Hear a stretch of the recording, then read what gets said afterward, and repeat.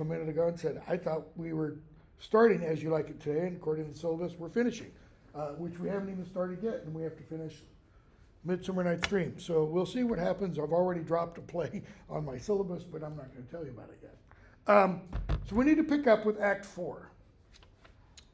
In Midsummer Night's Dream, Act 4, Scene 1, we just left off on whatever day that was, Wednesday of last week, with Oberon awakening Titania, and she talks about these loathsome visions she's seen, and he says, there's your lover. She's repulsed by it. How did this happen? He's like, shh, we won't talk about that. And she just goes along with it for some reason. It's very implausible, okay? In most of Shakespeare's actions, and most of the actions and things people say do have plausibility. This is one, I think, one of the most implausible things. And it could just be because he's removed the love potion from her eyes and she sees him the way she should see him. Wildly, madly, in love with him. So, Puck removes the ass's head from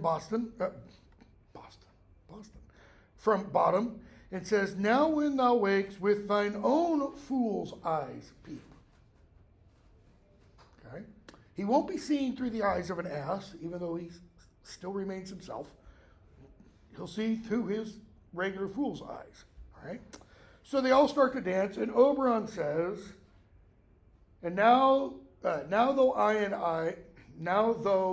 thou and I are new in amity, and will tomorrow midnight solemnly dance into Theseus' house triumphantly, and bless it to fair prosperity. There shall the pairs of faithful lovers be, wedded with Theseus in all jollity. Now he's saying something that hasn't been announced yet, okay? And notice what else he's just told us. How much time has passed in the wood? 4 days. Yeah, or 3, something like that, because the play opens and it's 4 days until the wedding. Hermia and Lysander are going to meet in the wood, I believe it is the next day. So now we're in day 2, so 2, 3 still there. So 2 and 3 have passed in the wood. We don't get any discussion of morning, evening, anything like that. All right? So, Titania and the other fairy/elves leave. Theseus comes in with his train and Hippolyta, Aegeus, etc. And we're going to skip a bunch. They make their way and they find the clearing where the 4 lovers are sleeping. Theseus says, line 126, what nymphs are these? Aegeus, my lord, this is my daughter here asleep. And this Lysander, notice Lysander is right next to her. This is Demetrius, and this Helena. Why does he say old Nadar's daughter? Does he really need that additional description? Why is it included? It's taking Demetrius back to Helena before the play opened. Okay? Because we're told very shortly after the play opens, what had Demetrius done before the play began? He wooed Helena. Well, now he and Helena are lying next to each other on the ground. Theseus, I know why. They came here to do the rite of May. Is it May? No. When is it? What's the title?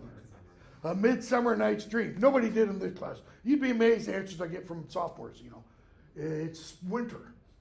What? A Midsummer Night's winter? Anyways, I think everybody in here had summer or midsummer.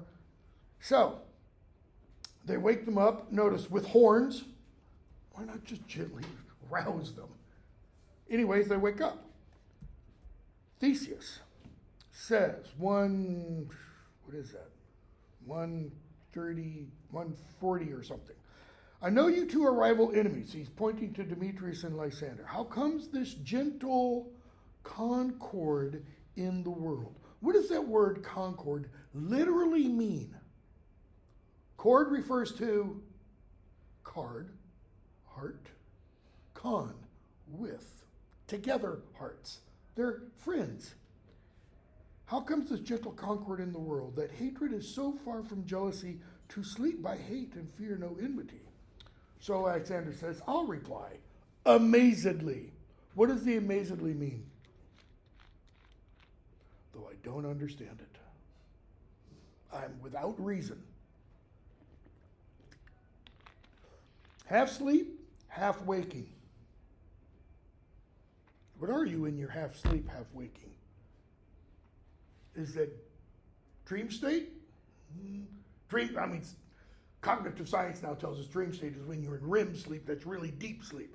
Don't you sometimes have dreams?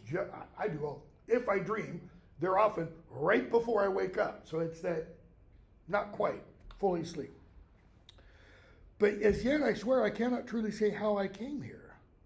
And he starts thinking about it. He goes, oh yeah, that's right. Hermie and I planned to come to the wood and get married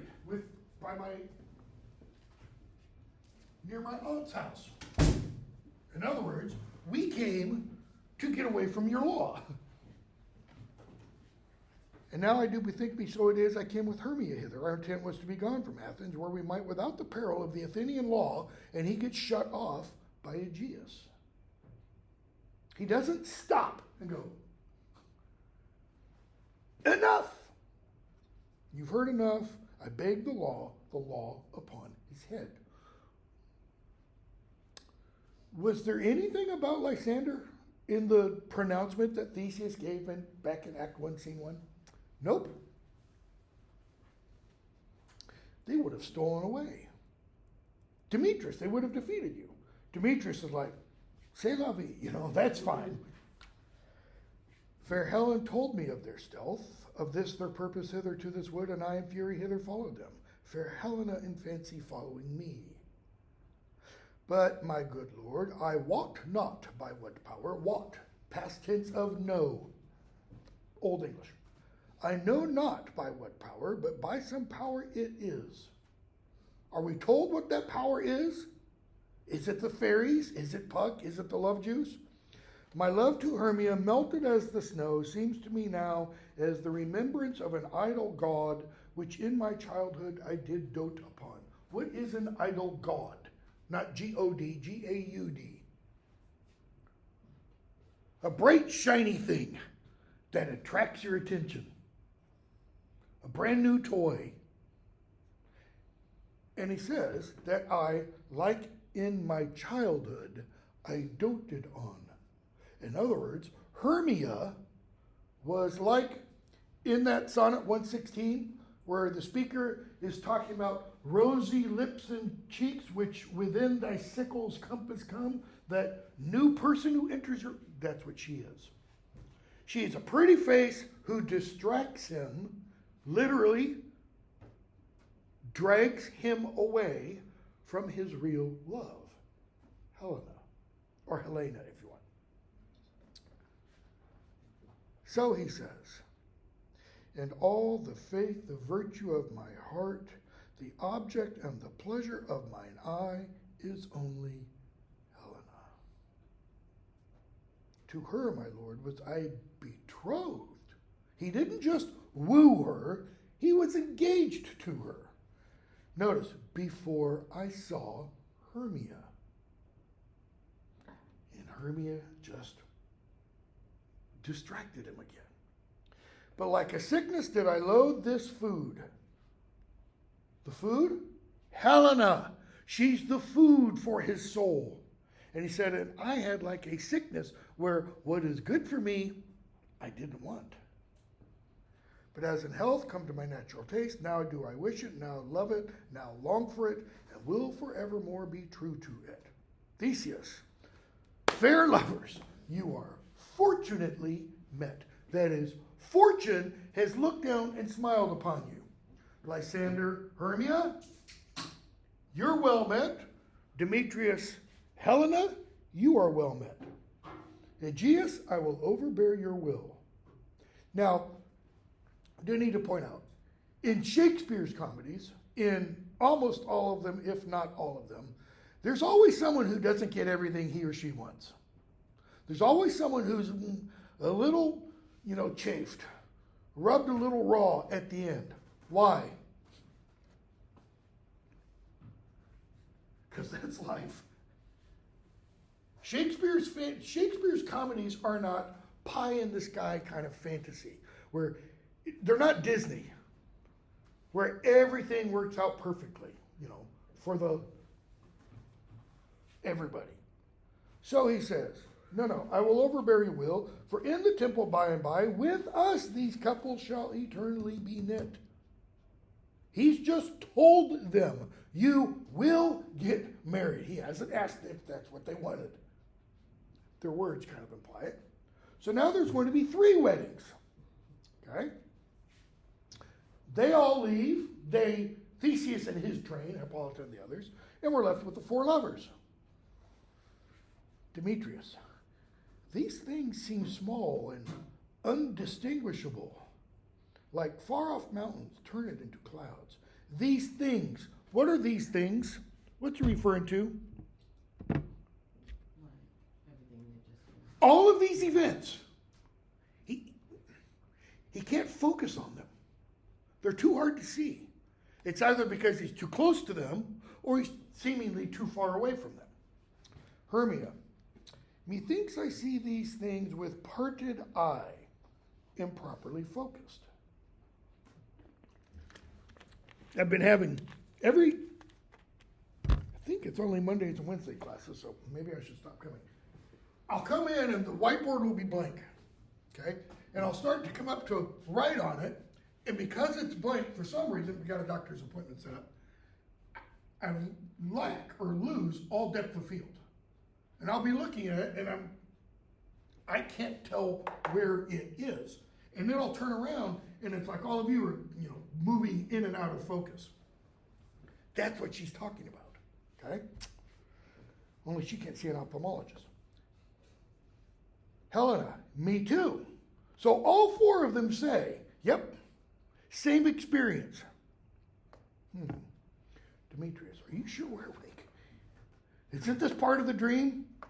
Seems to me that yet we sleep, we dream. The Duke was here, right?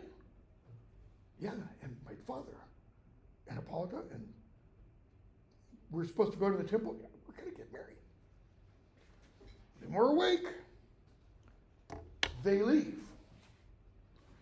Bottom wakes up because he's been on the stage this whole time. And he's thinking of the play that he's supposed to be rehearsing, that he was rehearsing 2 days ago when they came into the forest and when he fell asleep at Titania's blessing, power spell, whatever you want to call it. And he thinks of his dream. Line 203. I have had a most rare vision.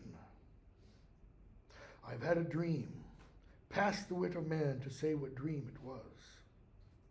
Man is but an ass if he go about to expound this dream. Well, we know bottom is one. Methought I was, there's no man can tell what. Methought I was, and methought I had. But man is but a patched fool if he will offer to say what methought I had. The eye of man hath not heard, because eyes don't hear. The ear of man hath not seen, man's hand is not able to taste, his tongue to conceive, nor his heart to report what my dream was. Now, what is bottom alluding to? St. Paul. The eye of man hath not seen, his ear hath not heard the things that this friend of Paul saw in the third heaven, etc., etc. Bottom thinks he's being profound. He's being what? He's being a fool. He's being an ass. Okay? So he says, I'll have Peter Quince write this dream into a speech and I'll deliver a prologue. Okay, we're going to go on. 4:2. Where are we now? They're at Peter Quince's place. Quince asks, have you sent to Bottom's house? Is he come home yet? So we're no longer in the wood. Chaos no longer rules. We're now in the area of law and reason and civilization and order. Okay? Bottom comes in, and they're like, what happened, etc. And then Quince, I think, tells them, our play is preferred. We get to put on our play. Did we see the play rehearsed? We saw a few lines, and then it just went all crazy. 5-1. Notice, between 4-2 and 5-1, or between the end of 4-1 and 5-1, what else has happened that we've not been told? And we only know this because of the conversation between Hippolyta and Theseus. Hippolyta, 'tis strange, my Theseus, that these lovers speak of. That means that which. And that implies the lovers have told them of the events that they are aware of, at least, in the wood. Now, are they aware of Puck? Are they aware of Oberon? No, they're not. She's saying, this is weird. How'd this happen? Theseus gives us this speech, which your introduction kind of downplays or just shows us what Theseus, believes about unreal things or things that are hard to believe happening. He ascribes it all to nonsense, make-believe, the ability of the mind to create fantasy, in other words. I think there's more to it than that. More strange than true. Okay, so yes, he says, it is strange. When he says more strange than true, he's saying what they've told us is not true. He doesn't mean they're lying, though. Okay, there's a huge difference. He means, yeah, something's happened, but what that can't be it. I never may believe these antique or antic. In Shakespeare's day, that word is pronounced antic. Like if you are acting all nervous and jumpy, you are antic. We usually only use that word when it's preceded with an FR, frantic. Okay? I never may believe these antic or antique fables, nor these fairy toys. I don't believe antique fables, nor fairy toys. Fairy toys meaning fairy tales. This is Theseus saying it. Who is Theseus? What is Theseus? Not within the world of the play, within our world. Demigod and a story. He is an antique fable. Okay, he is make-believe. And so here he is saying, I can't believe these stories, like stories about myself. Lovers and madmen have such seething brains, such shaping fantasies, that apprehend more than cool reason ever comprehends. So what has he just said about lovers and madmen? Basically the same. Okay, he equates them. They have seething brains. That verb seethe, here it's used as an adjective. What does it mean? To seethe the meat is to do what to it? Is to boil it. Seething means boiling. What happens when your brain boils? What happens when you have a high temperature? I don't mean 102, 103. 105, 106. You hallucinate. You see things that the rest of us don't see. Is that because your brain's cooking them up? Or as some have suggested, is that because you are seeing things that the rest of us aren't seeing? That is, things that are really there. Your brain is now opened up in one way or another. So they have such seething brains, such shaping fantasies, and by fantasy, we would understand that to mean this. Great imaginations that apprehend more than cool reason ever comprehends. What's the difference between apprehending something and comprehending something? Apprehend means like to capture something, right? Literally, it's to grab, to grasp hold of. To comprehend is to what? Understand. To understand it. Is it possible to grab hold of something and not understand it? Is it possible to see something, to apprehend it, and not understand it? Yes. Notice, more than what's doing the comprehending? Cool reason. Cool, when the brain is in its proper state. So that was the lover and madman, or lovers and madmen. Now he's going to add a third. The lunatic, the madman, the lover, and the poet are of imagination all compact. And I'll just tell you right now, when I read that, when I read Theseus and the poet, I think it's because this is Shakespeare talking. Shakespeare may be crazy. He may have been in love. He clearly was in love with his wife. I don't know if he was after they got married, but he was before. And the poet, what?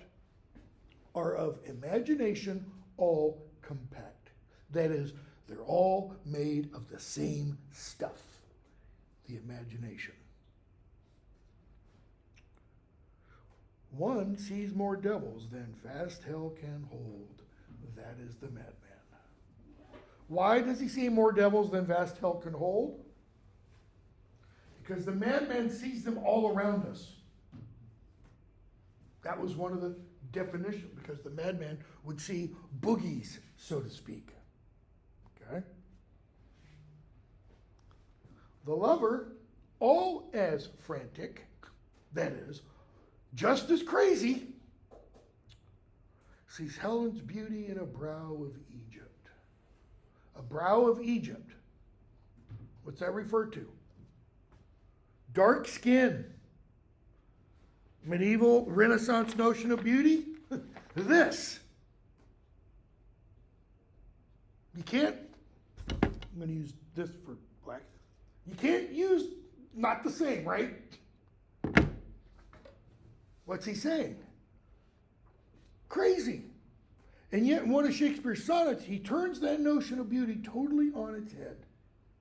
Sonnet 130, my mistress's eyes are nothing like the sun. And he used the antitypes of beauty solely for the purpose, the speaker does, not Shakespeare. The speaker does to say the difference between my lover, my mistress, not, wife here, side honey over here, mistress, is not to say she's ugly. He uses all these terms that are normally considered to be not beautiful for this one purpose. My lover, my mistress is real. She's not like these false mistresses discussed in these other love sonnets who aren't real. They're all goddesses of beauty and sexuality, but they're not real. They don't keep their male lovers warm during the winters. The speaker essentially says, I never saw a goddess go. When my mistress walks, she goes on the ground. Meaning, she has real feet that touch the real earth. There's also an implication there that she's a hooker. You don't get more real than that, right? I mean, you don't go to a hooker for spiritual enlightenment, so to speak. He's talking about real sex, not this pie in the sky, kind of thing. So, speaker goes on. Theseus goes on. The lover, all is frantic, sees Helen's beauty. Helen, the face that launched 1,000 ships, according to Chapman's,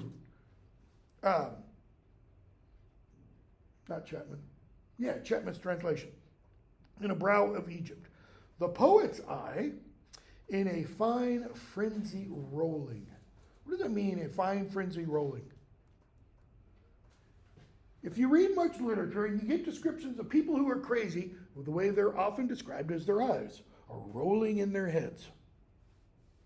Because it implies lack of focus. It's like they're looking at everything. Ooh, I should not do that. Now I gotta focus on this. Poet's eye in a fine frenzy rolling doth glance from heaven to earth, from earth to heaven. Notice the poet looks where seemingly first? Out there. And then here, and then back out there. Why? What is the poet dealing with? Never struck me. It's literally just now. Not this world. The poet looks at realities in the Platonic sense. That's why I've got all this stuff up here. All right? I'm going to get to this in a minute. Doth glance from heaven to earth, from earth to heaven, and as imagination bodies forth the forms of things unknown. So the imagination exists where? Up here, right? It bodies forth the forms of things unknown. So let's look at the first part of that. It bodies forth. What does that mean? Anybody in here write poetry or short stories, do photography, paint, write music? Okay. Where's it come from? It tells itself. Yeah, right. Where did Beethoven get ba-da-da-da when he was freaking deaf? Like the language of your mind. The inner eye, the mind's eye, the whatever. So, as imagination bodies forth what? So the imagination, so what does that bodies forth part mean? To create or to bring up. Where? This is the thing bodied forth. The play, the product, the reality. That's why I've got the shapes, the stuff we have down here. This was originally, long time ago, just an idea in Steve Jobs' mind. He's like, hey, why don't we create this phone that can also play music and take pictures? And now, if the NASA astronauts if the NASA engineers had this, they wouldn't have needed computers the size of this classroom. Totally, mind-blowing. So it bodies forth, it brings out into our world so that we all are now familiar with the name Hamlet, even if we've never yet read the play. It bodies forth what? The forms of things unknown. The forms, the shapes, down here, this play. What are the things unknown? Athens, the wood, Theseus, Hippolyta, marriage, Aegeus, Hermia, Demetrius, Lysander, Titania, Oberon, Puck. Where did they all exist before Shakespeare pulled out a quill and paper?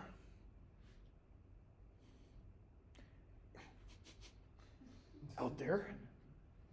Where did they exist? Where did Harry Potter exist before J.K. Rowling got on that train from Manchester to London in 1991? Did it?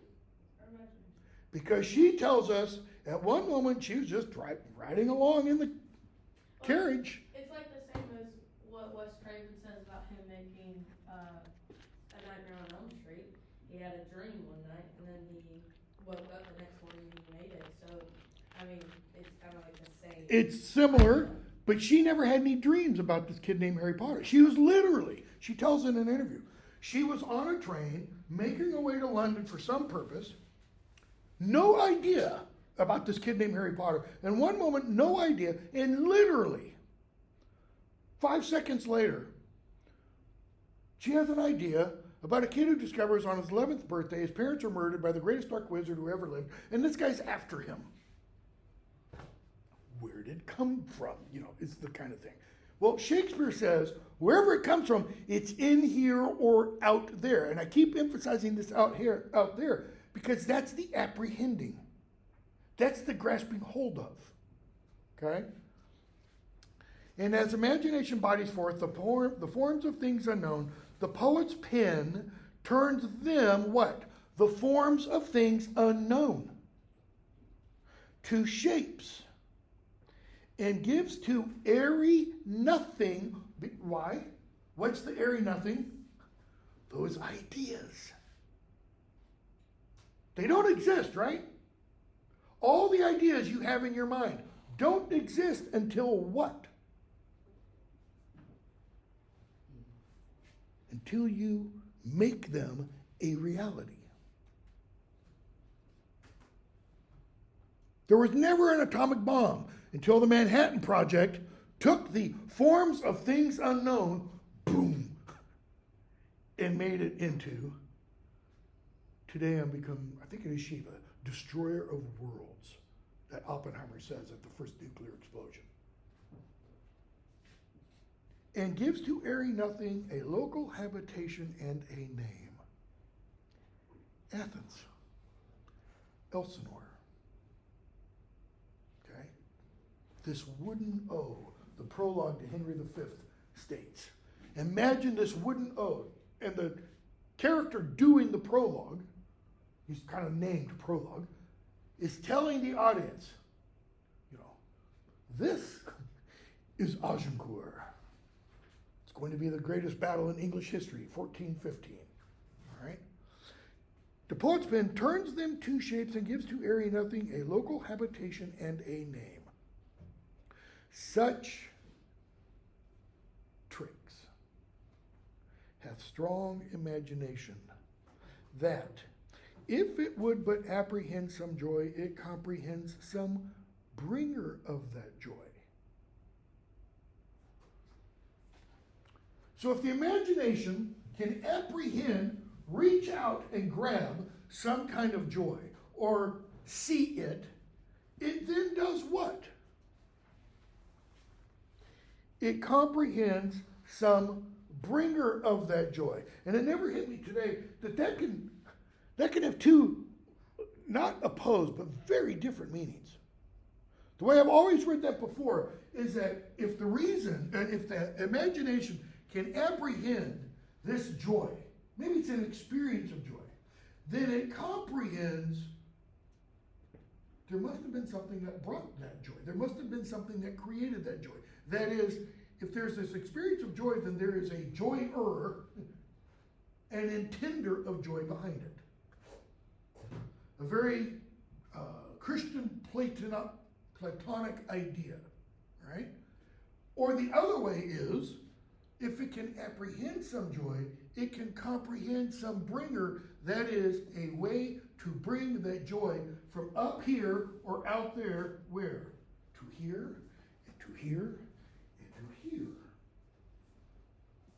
What is the purpose of A Midsummer Night's Dream? It is. Why do you go to a play? Well, let me rephrase that. Why do you go to most plays? Theater of the Absurd does not do this. I mean, Waiting for Godot does not do this. Waiting for Godot makes you want to walk away and, life's meaningless, and then you die, This isn't. This is saying, no, take what? Take a few hours away from the life is meaningless and then you die, and have some moments of joy, okay? I'm not going to get allegory of the cave. We'll do that later. So, Hippolyta. Let me back up the last two lines of his speech. Or, in the night, imagining some fear, how easy is a bush supposed to bear? So what do those last two lines do for the rest of the whole speech? Do they sum it up? It kind of contradicts. It undercuts it. Yet at the same time it doesn't. Because what does he mean? In the night, imagining some fear, how easy is a bush supposed a bear? Where does the fear literally exist? It's out there somewhere. And what happens? The imagination latches onto it, and why? Because it then brings it down to reality by It's a bush. Any of you ever have, I mean, I had the experience numerous times as a little kid. If I didn't put stuff away in my room or didn't hang a robe up, put it away, etc. If I just threw something, put it on the back of the door, for example, not on the back, but left the door partly open and put it hanging over the top of the door. And if I'd wake up in the middle, again, I grew up Zodiac killer 20 miles away, ended up having a serial murderer doors away and such.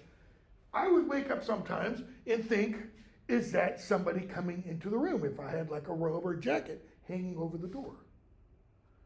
Could be saying more about me than I should be saying, but that's what Shakespeare's getting at. If you see something that you don't comprehend, understand, the imagination will do what? It'll try to fill in the gaps. Hippolyta. But all the story of the night told over, and all their minds transfigured so together, more witnesseth than fancies images, and grows to something of great constancy. What does her speech mean in response to Theseus? All of their stories corroborate, and so therefore there must be some truth to it. They can't all have had the same dream. So mass hypnosis, mass psychosis, they didn't have those terms then. I don't think so. I think Shakespeare he's really talking about the power of dreams and imagination and such, but he is partially getting at this, which we'll get to in Hamlet in a lot of detail. So we're going to skip a bunch. Philostrate comes in, discusses all the options of the plays and such that they can listen to.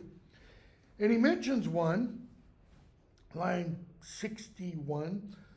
It is a play some 10 words long, which is as brief as I have known a play. He says, but it is, my lord, by 10 words too long, which makes it tedious. He says, what are they that do it? Who are putting on this play? Who's putting on this play? Hard-handed men that work in Athens here, which never labored in their minds till now.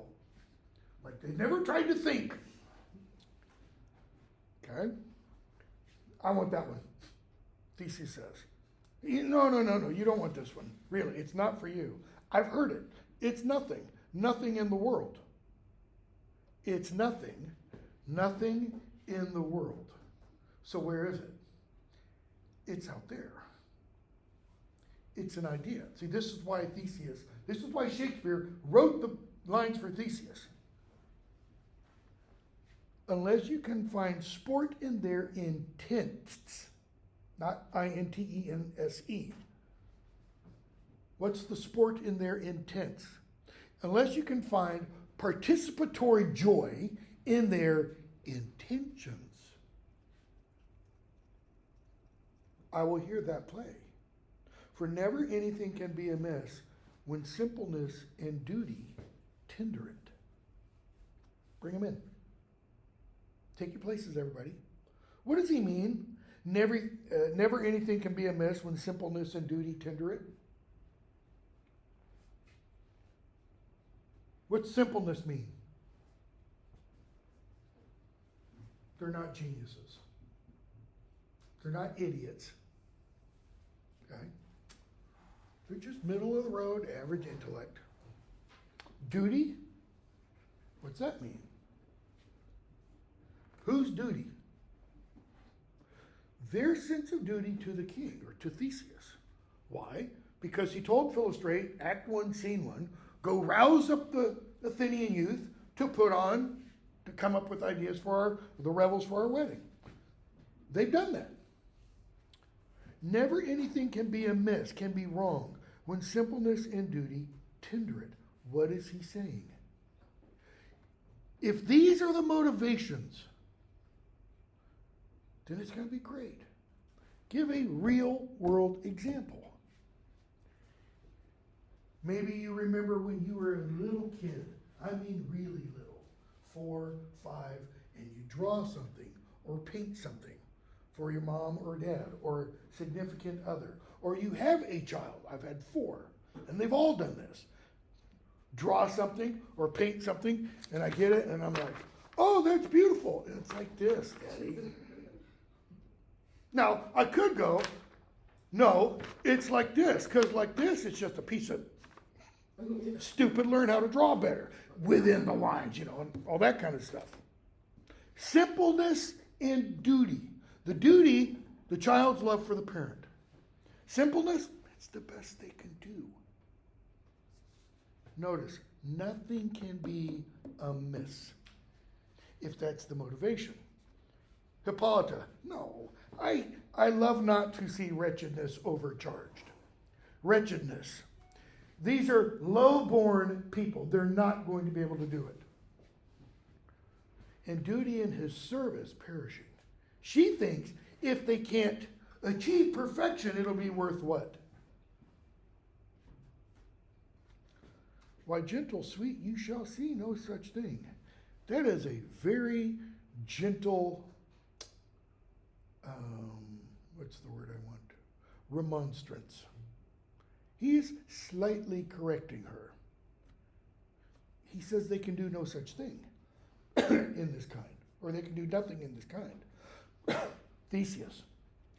I think this speech echoes the earlier speech. The kinder we to give them thanks for nothing.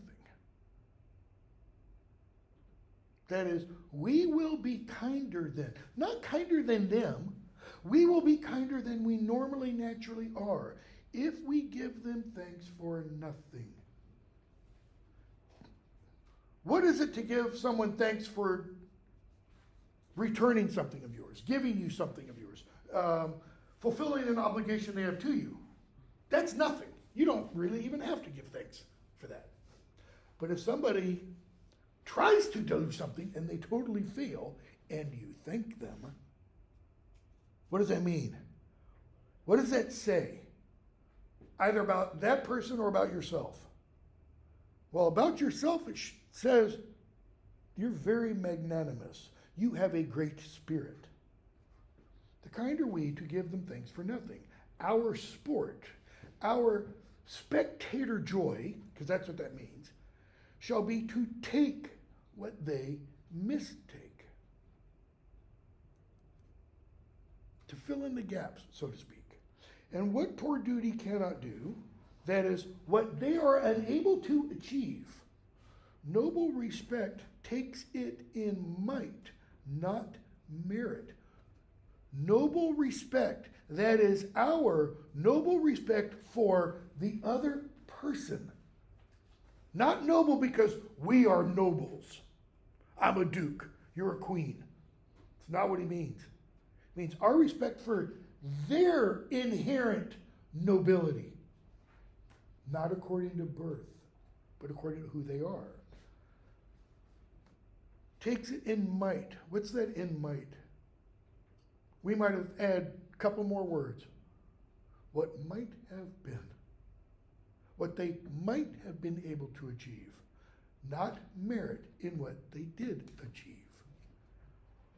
Where I have come, and he gives us a concrete example. So the first 4 lines, theory. Here, actual experience. Where I have come, great clerks have purposed to greet me with premeditated welcomes. Where the mighty Theseus has shown up, these clerks, these people who are told to welcome the foreign dignitary, have created these great speeches. Where I have seen them shiver and look pale, make periods in the midst of sentences, throttle their practiced accent in their fears, and in conclusion, dumbly have broken off, not paying me a welcome. That is, they've gotten tongue-tied. When I used to listen to a lot of talk radio, every now and then a caller would call in to speak to whoever and would get through.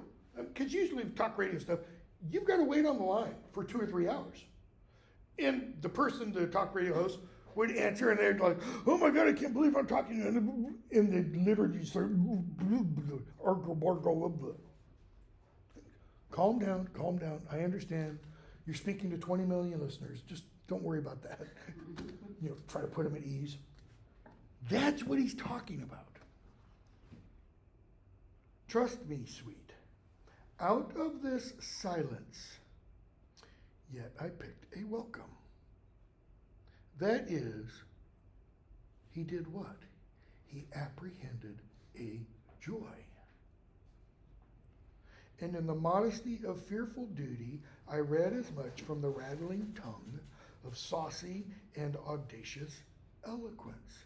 I listened to that person mangle the words, and what I heard was a beautiful, rapturous welcome. It's similar to, in the 7th Harry Potter book, at the beginning, Harry's getting ready to leave, to go off. He's got to leave number 4 Privet Drive because all death is going to descend on there. And the Dursley family is getting ready to leave for their protection. And Harry says to some other wizards, they think I'm a waste of space, talking about his aunt and uncle and cousin. And Dudley, his nemesis, throughout until that point, says, I don't think you're a waste of space. And he probably says it just like that. That's how he should say it. And Harry's dumbfounded. And Dudley's mother, his tears, because, Dudley's expressed this thing. And one of the wizards says, all he said was he doesn't think you're a waste of space. I mean, dude, that's not that great. And Harry says, yeah, but coming from Dudley, anybody know how it goes? That's like saying, I love you. Harry has interpreted, I don't think you're a waste of space, to, I love you. That's Dudley's redemption, by the way, right there in the book. That is also Harry showing what a great heart he has. Because in doing that, he's accepting Dudley's apology, essentially.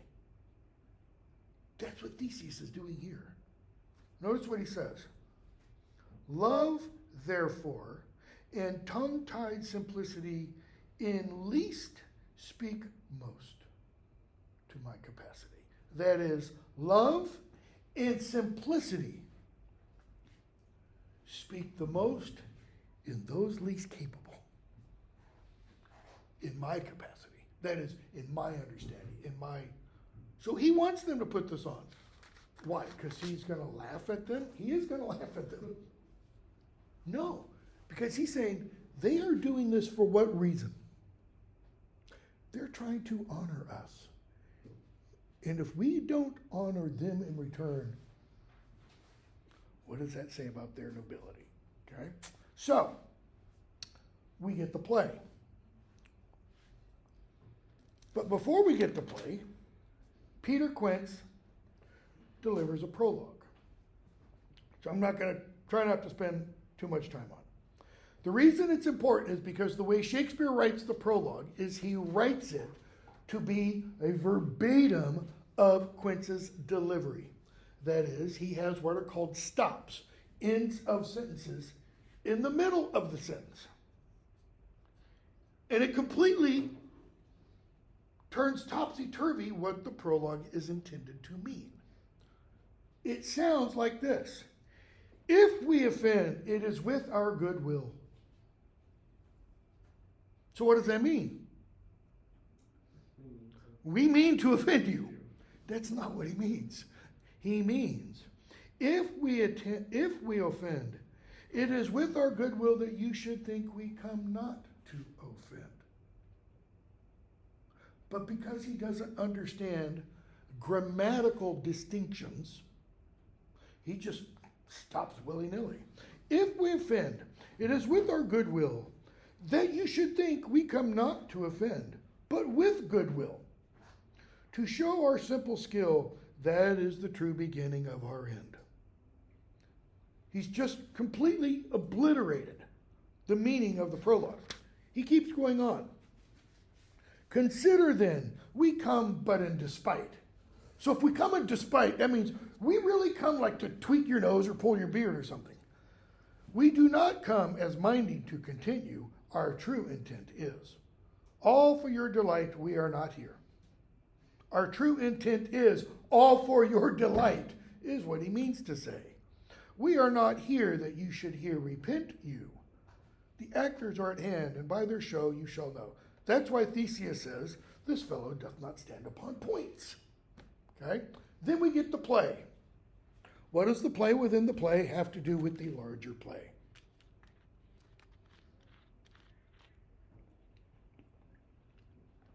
Play within the play is about the star-crossed love of Pyramus and Thisbe.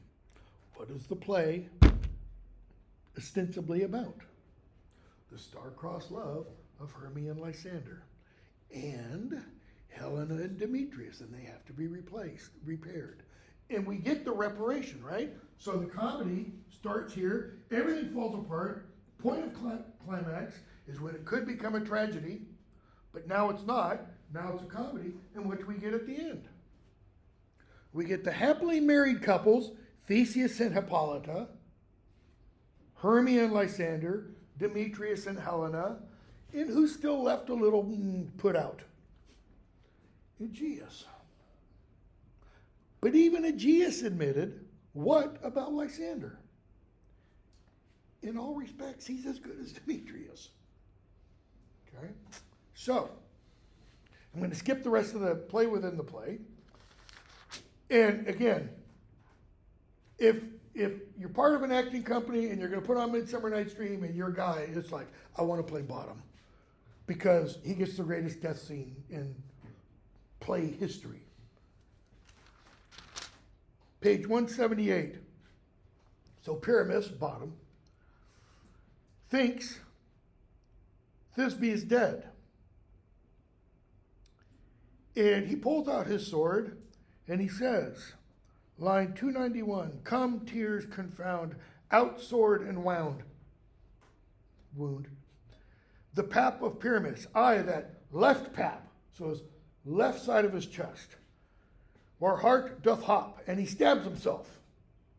Okay, so one stab. Thus die I, thus. Now am I dead, now am I fled. My soul is in the sky, and yet he's still rattling on. Tongue, lose thy sight, moon, take thy flight. Now, die. And in some versions I've seen, National Shakespeare Festival did this one time, when he does the now die 5 times, every time he stabs himself to make sure the soul doesn't come back kind of a thing, okay? Audience usually at this point is just dying laughing because this guy has really got to overact this. Demetrius, they talk a little bit. Theseus, with the help of a surgeon, he might yet recover. And yet prove an ass. Thisbe comes in, she sees it. She sees dead Pyramus. She stabs herself, and then after stabbing herself, and farewell friends, thus Thisbe ends. Adieu. And Moonshine and Lion, Theseus says, are left to bury the dead. Right? Because moonshine, the light from the moon, is being played by a guy carrying a lantern. Lion is somebody with a mask and stuff on. So he says this. Demetrius says, yeah, Wall too, because remember Wall stood up there and did this to be the chink in the wall that they can kiss between, and there's a very dirty pun there. And Bottom, rising from the dead, or Pyramus I should say, no, I assure you the wall is down, that parted there, fathers. Will it please you to see? No more. Okay? So, they all leave. Puck comes in with a broom. What's he sweeping? Has stuff been thrown on the stage? Not that we know of. Puck comes in. Now the hungry lion roars, and the wolf behowls the moon, whilst the heavy plowman snores, all with weary task foredone. Now the wasted brands do glow, while the screeched owl, screeching loud, puts the wretch that lies in woe in remembrance of a shroud. Now it is a time of night that the graves all gaping wide, every one lets forth his sprite, in the churchway paths to glide. This is a medieval Renaissance notion that at midnight, what in another place called the witching time of night, or the witching hour, the dead arise and roam the earth. And we fairies that do run by the triple Hecate's team from the presence of the sun, following darkness like a dream, now are frolic. This is our time to play. Not a mouse shall disturb this hallowed house. I am sent with broom before to sweep the dust behind the door. Oberon and Titania with their train come in. And Oberon says for them all to do what? Now until the break of day, through this house each fairy stray. We're going to go all throughout this house. To the best bride bed will we, which by us shall blessed be. Theseus and Hippolytus. Why the best? Highest social status. And the issue there create ever shall be fortunate. That is, no hair lips, no birthmarks, no deformities. These are going to be beautiful, wonderful children. So shall all the couples three ever true in loving be. They will always be constant in love, no cheating. And the blots of nature's hand shall not in their issue stand.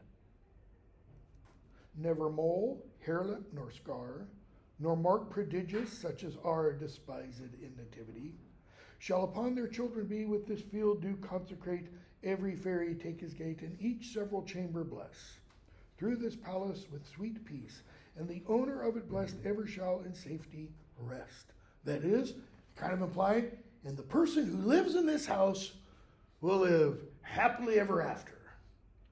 Won't get sick and such. Everybody leaves but Puck. One of the great epilogues. If we shadows have offended, think but this, and all is mended, that you have but slumbered here while these visions did appear. While these visions did appear, and this weak and idle theme, no more yielding but a dream. Gentles do not reprehend. So stop there for a second. So what has he said to the audience? What has the audience experienced? A dream. Visions. A weak and idle theme. No more yielding but a dream. What do dreams yield? That is, what do dreams produce? Nothing, right? Other than Wes Craven. If you pardon, we will mend. Mend. It implies amend. We'll fix. We'll make it better. And as I am an honest Puck, here's an oxymoron. Pucks are never honest. If we have unearned luck now to escape the serpent's tongue, unearned luck. What does that mean? We don't deserve this. We don't deserve to escape the serpent's tongue. What's the serpent's tongue?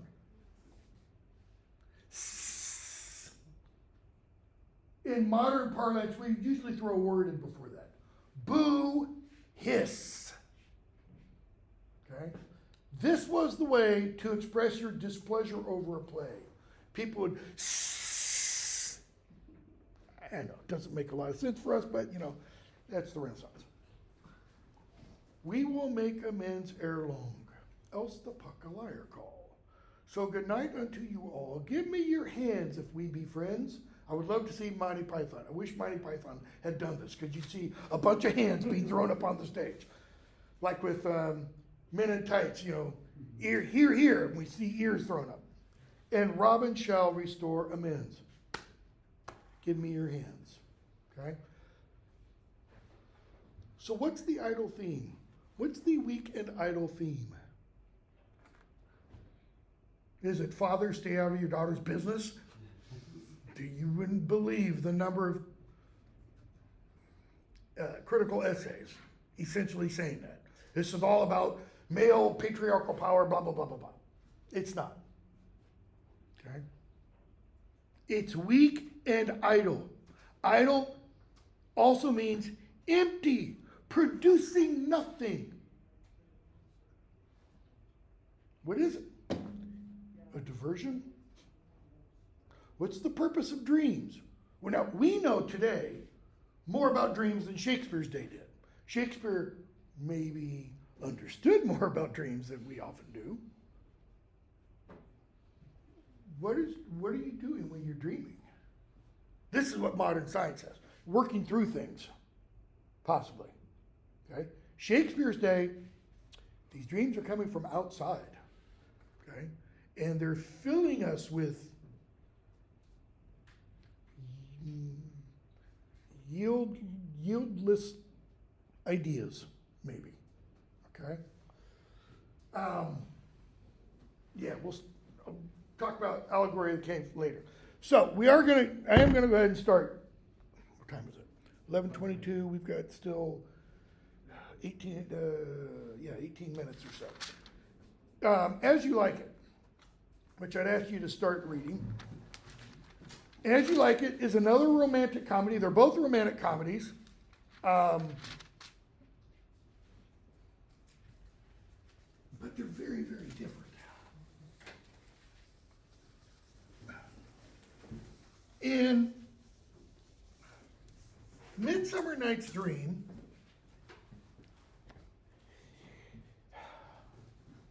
as you read it, does it ever really seem like there's a real sense of the possibility of death? I mean, does it come across like, yes, Jesus is going to get his daughter's, life because she disobeyed him? Not really. Is it implied? Yes, it is. Okay? As You Like It, and notice the title, by the way. Shakespeare's comedies all have, most of them have titles like this. As You Like It, All's Well That Ends Well. That is kind of like, whatever will be, but it's going to work out good in the end. Midsummer Night's Dream, it's a midsummer night, and it's a dream. The dream part, it tells us, it is, as Puck said at the end, a shadow. Okay? He said, what was the word he used at the very end of the play? Now, if we shadows have offended. How can shadows offend? Literally. A shadow cannot offend you, right? You see a shadow, you go, I'm offended. Damn you. It makes no sense. Because they are what?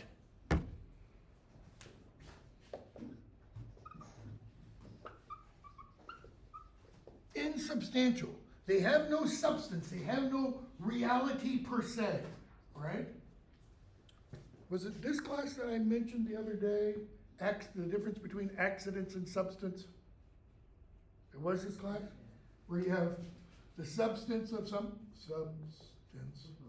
something, which is its essence, and the accidents of something, which is its appearance, or the form or shape it takes.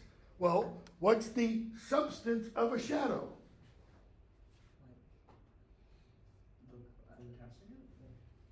That's not the substance of the shadow, that's the substance of the thing casting it. It doesn't have one. If anything, it is a negation. Negation of what? Light. It's the absence of something. So, As You Like It,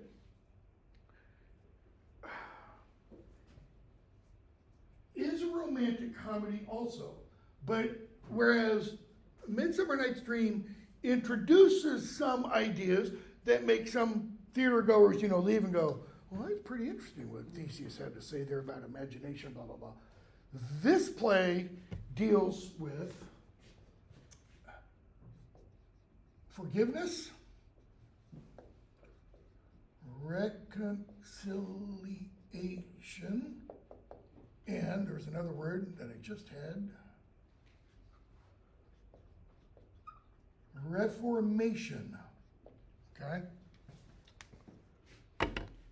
So I think I'd ask you to read some of this for today. How many of you did? Anybody? A few of you. What's the setting? I don't mean the literal, like, where is it? But when the play opens, we get introduced to Orlando and Adam. Look at your dramatis personae on the opening of the page, or the opening of the play. You have Duke Sr., a banished duke. What does his name tell us? He's the oldest, the senior duke. And then you have Duke Frederick, his usurping brother, always the younger brother. Why? Just sheer logic. Because if he were the older brother, he would be Duke Senior. It's always the younger one who usurps the higher one, the older one. Okay? You then have Rosalind or Rosalind, depending upon the line is kind of how it pronounces, or how you pronounce it. She's the daughter of Duke Senior, later disguised as Ganymede. Who is Ganymede in mythology? He's the cupbearer to Zeus. Cupbearer to Zeus, okay? And there also may be some sex involved, in, more than likely is. It's ancient Greece. You don't say. Yeah. Celia, daughter of Duke Frederick, later described as Aliena or Aliena. Gee, what does her name maybe mean? Okay, alien.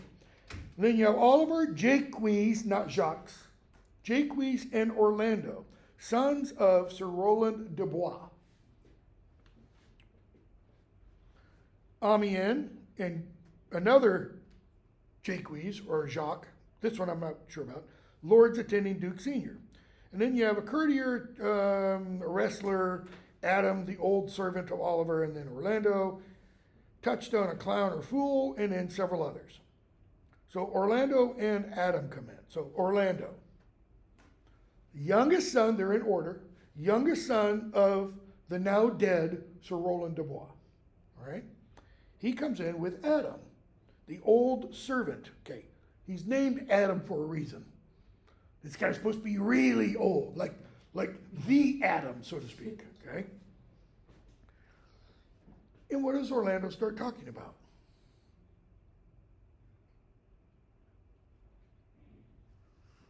It was upon this fashion bequeathed me by will, but poor 1,000 crowns, and as thou sayest, charged my brother on his blessing to breed me well. Breed me well doesn't, find me a good wife. It means to treat me well, to treat me honorably. 1,000 crowns was left for my upbringing and such. And there begins my sadness. Jaques is off at school. Okay. He's being treated well. Report speaks goldenly of his prophet. He says, me, he keeps rustically at home. Rustically means I'm not dressed well, I'm not fed well, I'm not taught well. I'm being treated like a servant.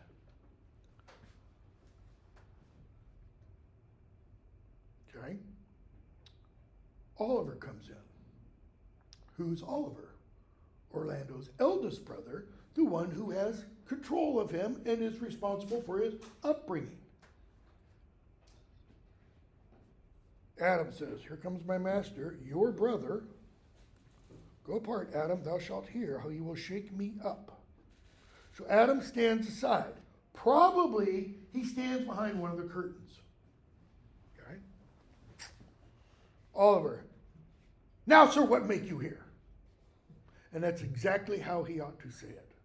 What's he essentially saying to his little brother? What are you doing here? Not, hi, Orlando, how are you? Nothing. I'm not taught to make anything. That's a slap. What mar you then? That is, then what are you unmaking? I am helping you to mar that which God made. And he introduces a pretty important idea. Being made in the image of God, dignity, honor, respect for anyone made in that image. A poor, unworthy brother of yours with idleness. So, how is he marring that image? Idleness. He's not being used. He's not being developed. He's not becoming what the Navy says is all you can be, you know. Marry, sir, be better employed and be not a while. That is, well, you can do something. What does it mean to be not? Make yourself scared. Yeah, to be nothing a while. Shall I keep your hogs and eat husks with them? What prodigal portion have I spent? Hogs, husks, prodigal. What has Shakespeare just done? He's alluded to the parable of the prodigal son, who went to his father, who's loaded, give me my inheritance. And his father says, okay. Son leaves, goes off to a far land, spends it all in riotous living, ends up living with the hogs. Okay? Father thinks he's dead. Son, at one point, biblical version says, came to his senses. His reason returned. He gets up, he says, I'll go back home where I can at least be a servant. He doesn't think he can be a son anymore because he's taken his inheritance and blown it. His father sees him, comes running to him, and says, my son that was dead is alive again.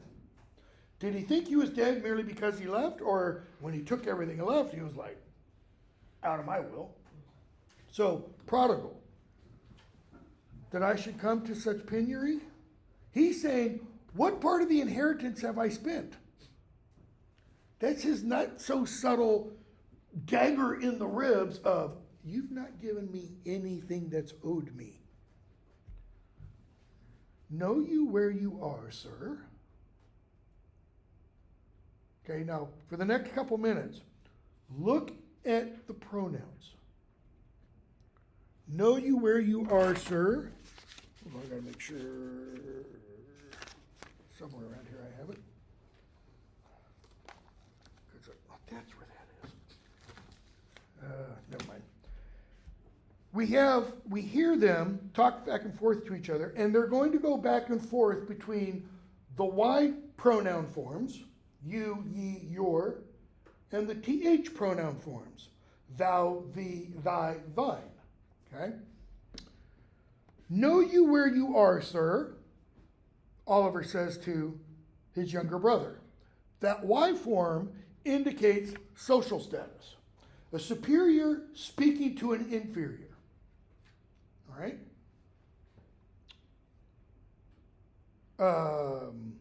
Orlando replies, oh, sir, very well. Here in your orchard. Well, he's not a social superior to his brother. The Y form also indicates, what's the way to, formality, distance between the speaker and the person being addressed. Okay? So, very well, in your orchard. They're what? They're brothers. Should there be a distance between them? Like an emotional? No, there shouldn't. But by using the Y form in response, Orlando is admitting, yes, there is. We're not close. Oliver, know you before whom, sir? That is, you need to watch your tongue, boy. This is not the way you address me. Orlando, I, better than him I am before knows me. I know you better than you know me. I know you are my eldest brother, and in the gentle condition of blood, you should so know me. But every time he uses this yes, it's almost a way of like flicking his nose. Like, we shouldn't be talking this way to each other. Why? They should be using the TH form. That is the familiar. It's used among family members, and it's used among those that you're close to. So here's an example of why that's significant. There are churches, as an example, that only use the King James Bible. And yet often in prayers, they won't say thou, thee, thine. For example, in the Lord's Prayer, they'll use you and your and yours. Thinking, well, this makes us closer to God. It's just the opposite. Those are the more distant forms. The thou, thee, thine are the closer forms. Okay? So they go back and forth. Oliver, wilt thou lay hands on me, villain? Orlando, I am no villain. And then he replies, oh, I see your thou, and I raise you. Let's look at line 57. Thou, not my brother, I would not take this hand from thy throat till this other had pulled out thy tongue for saying so. Thou hast railed on thyself. And they're essentially indicating we should be close, but we're not. So, what's the import of this speech or the scene? Put it that way. How well do Orlando and Oliver get along? Not at all. Oliver leaves. Orlando leaves. And after he lets go of Oliver's neck, Oliver says, and what wilt thou do? Top of 299, line 72. Beg when that is spent. That is, what are you going to do if I give you your inheritance? Well, sir, get you in. I will not long be troubled with you. You shall have some part of your will. I pray you leave me. That is, I will give you part of what you want, your will, or your inheritance. Orlando, I will no further offend you than becomes me for my good. If I have to do what's best for me, then I am going to offend you. Okay? Oliver, to Adam. Now, has Adam said anything during... Get you with him, you old dog. What does that tell us about Oliver? He's an SOB. There's no other way to put it. There's no reason for him to attack Adam. Other than, I guess, what? He was there with Orlando to begin with. Guilt by association. Adam. Okay. Adam is lowest of the low. All right? Is old dog my reward? Most true, I have lost my teeth in your service. Now, that could just be referring to age. He's so old he doesn't have any teeth left. What else could it suggest?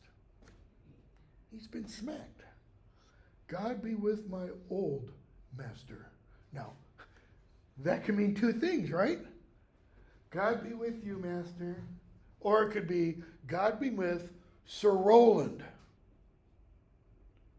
And the implication is, not with you. Why? He would not have spoke such a word. If you were anything like your father, he's damning him, in other words. Begin you to grow upon me, I will physic your rankness, and yet give no 1,000 crowns neither. He says, after Orlando and Adam leave. In other words, I'm not going to give you a cent.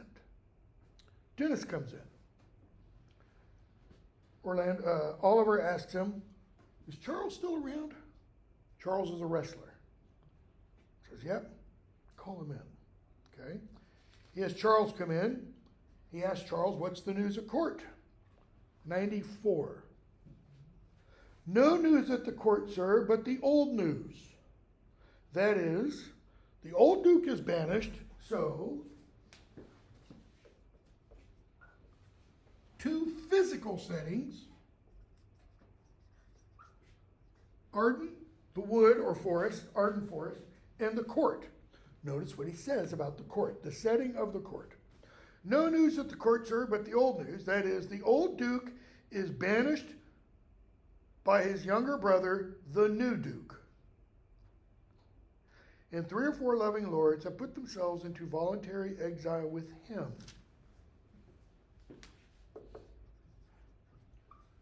Duke Sr. has gone into exile. Duke Frederick is the new duke, so to speak, in the court. Okay? A few other lords have gone here. So, who is he in relation to him? Younger brother, and he's done what in order to get power? He's usurped the throne. How are you supposed to get the throne? If someone dies. Father to son, Yeah. usually. Okay? How could Harry, Prince Harry, husband of Meghan, become king today? Doesn't he? William and his children, and who else? Before William and his children, he's got to knock off Charles first. Yeah.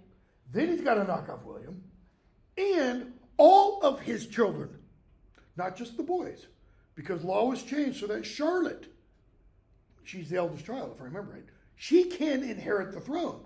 Didn't used to be that way until 20 years ago, or 15, however old she is. Okay? He usurped the throne. Can you have a rightful court if the kingdom is gotten by ill gains, by wrong means? Well, the next couple of plays we're going to read after this one are going to deal with that. Henry IV, parts 1 and 2. All right? So, they put themselves into voluntary exile with him, whose lands and revenues enriched the new duke. So the new duke has not only gotten the lands of his brother, but he's got the lands of the guys who have fled with his brother. Therefore, he gives them good leave to wander. He doesn't worry about them. Why? They're not his problem anymore. They're not in his kingdom, courtdom, whatever. So, Oliver, has Rosaline been banished? Oh no. Why? Because Duke Frederick's daughter, Celia, loves Rosaline. She's her best friend. They're cousins also. Okay? Oliver says, where does the old Duke live? Or he asks. Charles, Forest of Arden. Now, there is the Ardennes, Ardennes, I think there's an S at the end, in France. Very famous site of a World War I battle. And then there's also the Forest of Arden right outside Stratford, where, gotta get it right, Shakespeare's mother was from, Mary Arden. Okay? A lot of, biographical kind of stuff going on. They say he's already in the Forest of Arden, many merry men with him, and there they live like the old Robin Hood of England. Many gentlemen flock to him every day. They fleet time carelessly, as they did in the Golden Wood. What's the Golden Wood? I have a footnote that says, in Greek mythology, the first humans lived in a golden age, free from war, conflict, or violence, and without the need of laws. Greek mythology, Christian mythology, paradise. It's Eden. Okay? Both of those. So, Oliver says, are you wrestling tomorrow? I know we've only got a minute. He says, yes, I am. And he goes, and your brother, man, he wants to wrestle me. Okay, no, Charles is supposed to be this massive guy, and Orlando's not. He goes, I don't want to hurt him. Oliver, I thank thee for thy love to me, speaking to him as a familiar, someone who they're close together. He says, I'd heard about my brother, don't worry about it. If he wants to wrestle, wrestle. What's he thinking? He's gonna kill him? Yeah, if you kill my brother, good. Okay, we'll stop there. Have this finished by Wednesday, sorry. I don't know that we will finish it. I'm going to try to get through a bunch. This has more that we could probably skip. It's not really true, but I'm going to say it. Than A Midsummer Night's Dream did. I graded the quizzes. If